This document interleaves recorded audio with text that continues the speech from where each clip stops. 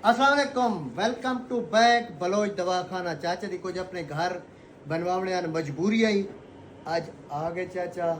आज के बाद यही रहेगा, इसका नंबर नोट कर लें 0300 पूरा 24/22/734। चाचा कल कस्तूरी मजून दा मास्टर किंग ऑफ कस्तूरी मजून बिया मंगो सर जाने बन सही मजून कस्तूरी बिया की ना बनाओ ई कोलो वाद के हे कहना तुम ਇਹ ਸਾਰੇ ਮਜੂਨ ਦਾ ਪਿਓ ਹੁਣ ਮਜੂਨ ਦਾ ਡਾਡਾ ਵੀ ਇੱਕ ਹੋਣਾ ਚਾਹੀਦਾ ये सारा कुछ इयो कस्तूरी ई कोले देखे अस चलने तिब्बी लिहाज नाल तिब दे लिहाज अस अपने मन घड़त कहानियां नहीं छोड़ने जिवें कुछ करे ना बंदी ना छोड़ो समझ गया। और जे है ने तिब एक वली कोलो आंदी पिए और एक अच्छा हकीम होवे तबीब होवे वली जितनी ताकत ही रखदे ये भी है होवे हकीम शुरली पटाखे ना होवन असा ऊ अपने जेरा है ना जितना सारा तिब दे मामलात हैं असा वो ना रखने जिवें साडे उतबा कराम दे गए हैं, लेकिन चीज़ां अपने ऐड इजाफी कर सकते वे ज्यादा ताकतवर बनाने की।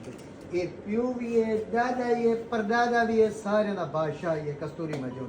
हालांकि फौलादी मजून नहीं पाए, फौलादी मजून नहीं पाए, मजून जवाहर मोर ये कड़ा ना गिदे कस्तूरी अच्छा है ना सब तो अच्छा सब मां भी दे देते सब कुछ बस।